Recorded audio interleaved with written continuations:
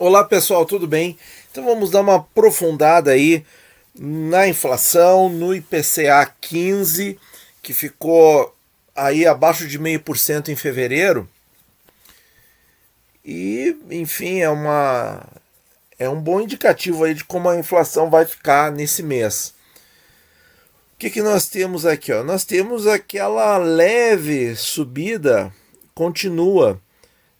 Por exemplo, aqui variação acumulada de 4,57, indo já para 4,6, acima dos 4,30 registrados nos 12 meses imediatamente anteriores. Bom, e vamos ver aqui, eles falam do maior impacto nos transportes, claro, em função aí da gasolina, do diesel. A gente está esperando que isso entre um pouco mais, que ainda se sinta na inflação fechada do mês. A parte da educação, que é basicamente assim uma constante entre fevereiro e março. Todo ano o item educação contribui bastante para a inflação, depois reduz. E vamos ver aqui o comportamento dos núcleos ou grupos de inflação, pessoal. Olha só, a alimentação continua decrescendo, a habitação virou para deflação, artigos de residência aqueceu um pouquinho, o vestuário reduziu mais uma vez, transportes aí o grande vilão desse mês, saúde e cuidados pessoais, educação alto, despesas pessoais e comunicação bem comportados. Bom, nós temos aqui então educação e transporte, os dois itens com maior elevação aí nesse período analisado aí do IPCA 15 e os maiores contribuintes. Mas eu vejo aqui, por outro lado, a questão do choque da alimentação e bebidas realmente reduzindo, certo? Estou falando isso em termos do índice, certo? Não estou julgando a realidade de ninguém, longe disso, nem muito menos a cidade, o mercado que a pessoa compra, enfim, mas no índice esse número melhorou bastante. E claro, habitação, vestuário, saúde, despesas pessoais, comunicação, todos os núcleos bem comportados. Olha, gente, claro que não dá para bater o martelo, a pressão tá grande, é muito intensa, qualquer coisa está estressando demais, as reações do mercado financeiro estão bem intensas, bem exageradas, mas eu me arrisco a dizer mais uma vez que com esse comportamento de núcleos, tudo acontecendo dentro do esperado, a alimentação caindo, transportes aumentou porque houve a questão da Petrobras, o outro item aqui que aumentou, que foi a educação, já é previsto, isso acontece em fevereiro e março de todo ano, e os demais núcleos não estão acompanhando essa alta. Olha, eu acho que o Banco Central vai postergar o máximo que ele conseguir a elevação da taxa Selic. Acho que isso eu posso dizer com toda a segurança de não errar.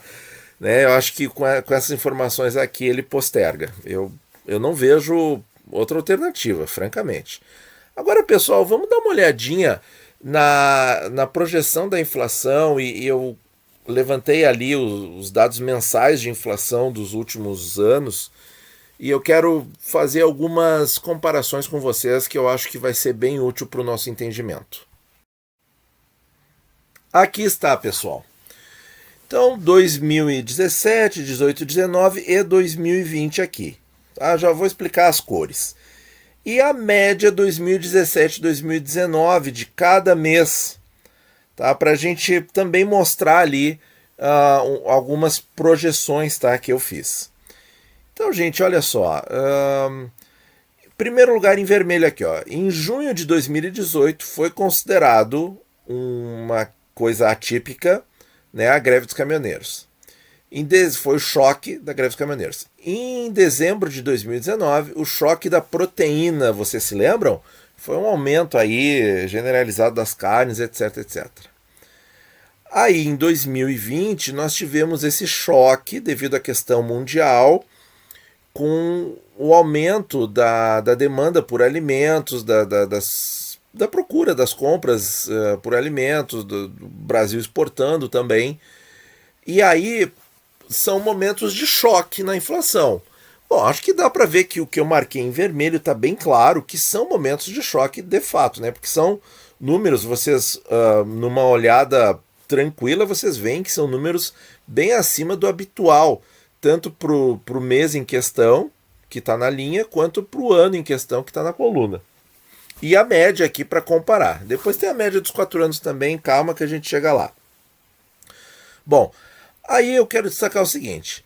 Aqui, ó, quando começou aqui, ó, 0,64, vejam que um mês de setembro nos demais anos não chegava a 0,5% e até próximo de deflação, média 0,20. Valor claramente acima. Depois, em outubro e novembro, se aproximando de 1%, muito acima da média no período, e de 1,35 também muito acima da média, e isso que a média já tem um mês com choque aqui. E a gente sabe que dezembro é um mês forte em termos de inflação pela sazonalidade. Então, pessoal, aquela questão falada pelo Banco Central do choque nos alimentos é verdade. Está aqui. Não é conversa mole. Não é história para inglês ver. Está aqui. Está aqui. Os números realmente se afastam das médias dos períodos anteriores e isso está nítido e claro. E tem um fator que explica, está sendo, porque ainda acontece, o problema mundial. Bom, eu deixei em azul aqui esses períodos de deflação e inflação muito baixa, porque eu também, aí o pessoal não fala muito, mas eu considero bem atípicos também. 2020, um ano atípico, do começo ao fim. Por que atípico aqui, pessoal? Porque essa deflação aqui também não corresponde à média dos meses em questão. Vejam ali, ó. Vejam ali, comparem bem os números. Está muito menor. E aqui foi o efeito claro daquele choque inicial com os eventos mundiais. Ali, que aquilo que pegou o nosso país aqui, ali a partir do finalzinho de fevereiro do ano passado, de 2020. Bem, essa coluninha aqui, a média de 2017 a 2019, guardem ela, a gente também tem a seguinte consideração. Se 2020 foi um ano atípico, será que ele deve ser considerado na média? E aí nós vamos fazer uma consideração bem interessante sobre isso. Na média para projeção, é isso que eu quero dizer. Aí eu fiz aqui, pessoal, e fiz a média de todo mundo, certo? Com um choque para cima, com um choque para baixo, de tudo que é jeito, os choques. Eu fiz aqui a média dos últimos 4 anos. E agora nós vamos falar de 2 projeções. A primeira, usando a média de 3 anos e usando já... Por isso que está com uma cor clarinha, tá? Não é para dificultar a visão de vocês. Não, é porque realmente é uma projeção, é questionável, é uma média. Eu peguei o que eu fiz? Peguei a inflação oficial de janeiro, peguei o IPCA 15 de fevereiro e coloquei a média dos 3 anos, sem considerar 2020. Por quê? Porque 2020 foi um ano atípico. Olha que número eu cheguei. 3,65, pessoal. Quando a média aqui estava em 0,36, que era o número anterior, ó, era 3,53. Que número é esse, pessoal? Esse é o número inicial do Focus. Não se lembram? É o número inicial do Boletim Focus. O Boletim Focus começou a falar da inflação de 2021 em 3,5, 3,6, aí depois subiu para 3,6. Olha só, o que eles fizeram? Eles pegaram a média dos 3 anos anteriores ao ano atípico de 2020 e projetaram ali. Não, se ficar mais ou menos tudo bem, recuperar um pouquinho e tal, tira 9 fora, vai ficar aí 3,5, 3,6. Aí agora eles projetam um aumento da inflação, concorda? Aí está aqui a nossa projeção 2. O que eu fiz? Eu considerei a média, colocando o ano de 2020 com todos os percalços que ele teve, né? Com todos os choques, não choques, choque para cima, choque para baixo. E o 0,48 aqui. Vamos botar 0 aqui, deixa eu ver qual era a média. A média em fevereiro era 0,33. Eu acho que vai vir mais do que isso. Eu acho que vai vir 0,48, 0,50, sei lá. Alguma coisa assim. Olha, ó, se colocasse a média até então, dava 3,8. Exatamente o que o Focus está prevendo agora. 3,8. Se colocar o 0,48 vai passar um pouquinho, vai chegar a 3,9. Mas olha aí, pessoal. É por aí que os caras fazem as projeções. Não tem muita mágica, não. Não tem muito pavor. Nossa, tá subindo a projeção e tal. Pode ser que eles tenham pegado outra média. Então assim, ó, vamos também, né, não se pontuar muito por essas projeções assim que não tem mistério, certo? Porque ninguém pode adivinhar o futuro. Isso não existe. Isso não existe, certo? Não existe. Adivinhação não existe. Então, gente, e ainda mais quando a gente fala de economia, né? A gente projeta e tem os cenários. A gente tem aquele feeling, né? Será que aquele impacto lá do preço dos derivados do petróleo vai realmente se sustentar aí ao longo do ano para impactar de maneira forte a inflação? É uma pergunta, né? Outro dado aqui que a gente precisa comentar com vocês, porque vocês já viram em vários vídeos que eu mostrei que o mercado tem gente falando que tem que aumentar a Selic para já, imediatamente, né? E teve lá um comentário no começo do ano que a inflação de 12 meses iria acelerar e não sei o que, e depois ela confluiria para a meta. Lembram disso? Eu fiz aqui, então, usando as médias, gente, usando as médias, ó, e mostrando aqui nessa coluna aqui, ó, o que é isso aqui? Isso aqui, ó, seria o somatório dos 12 meses, tá? Da inflação, a inflação de 12 meses ao longo desse ano, na projeção. Tudo é projeção, tá, pessoal? Nada é realidade aqui. Então, olha só. Iria para 4,7, depois 4,9, 5,4. Por quê, gente? Porque está saindo do somatório de 12 meses, estão saindo esses valores muito baixos aqui. Então, matematicamente, é óbvio que o somatório de 12 meses vai ficar mais alto. E vai estar entrando quem? Vai estar entrando a média. É o que se presume. É algo assim, sei lá, 0,1, 0,2, 0,3, não sei. Tá? E aí aí o que os caras falaram? Vai bater 6, vai bater 6,5. Tá, faz sentido, tá certo. Tá aqui, tá certo. Mas aí o que acontece? Aí à medida que a gente vai avançando nessa projeção, começam a sair do somatório de 12 meses esses meses críticos aqui do choque de alimentos pela questão mundial. De setembro a dezembro de 2020, ó, esses valores altos aqui começam a sair e por isso a inflação gradualmente volta. Claro que tem a questão sazonal, que no inverno a inflação no Brasil sempre é mais baixa, tá? E aí tem ali, ó, vai reduzindo até chegar algo próximo da meta.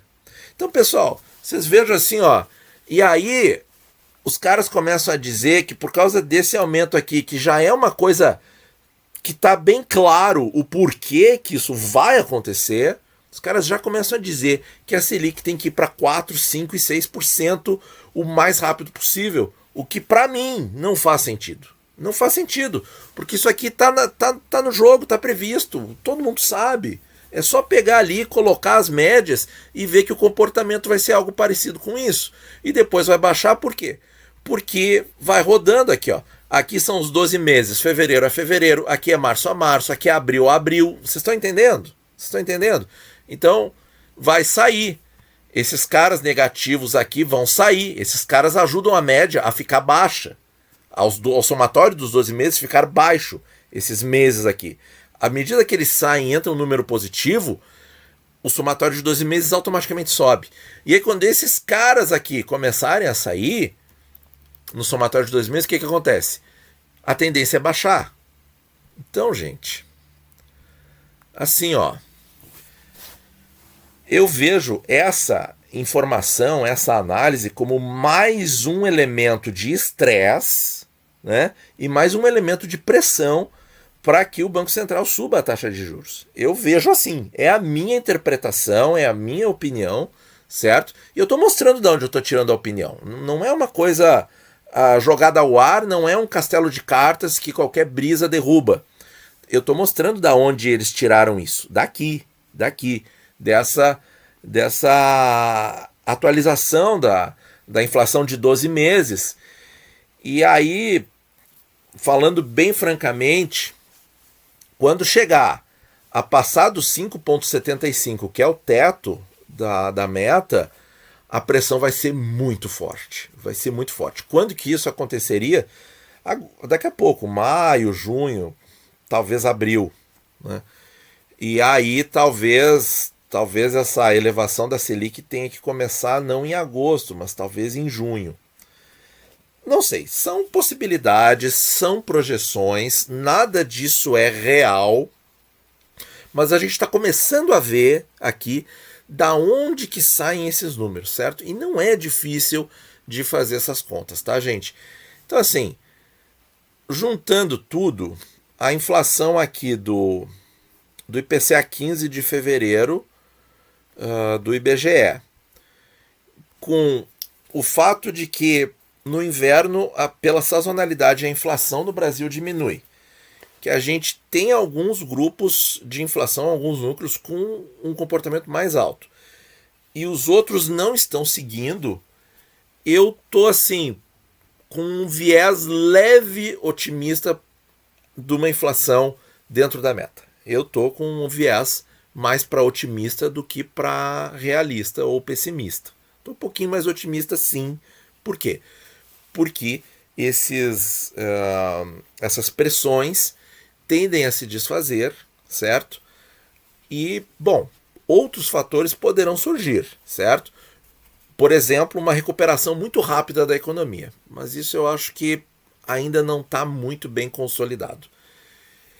Sobre o Tesouro Direto, eu acho que nesses meses aqui, em que a inflação acumulada de 12 meses bater esses números aqui, eu acho que as taxas vão estressar, viu?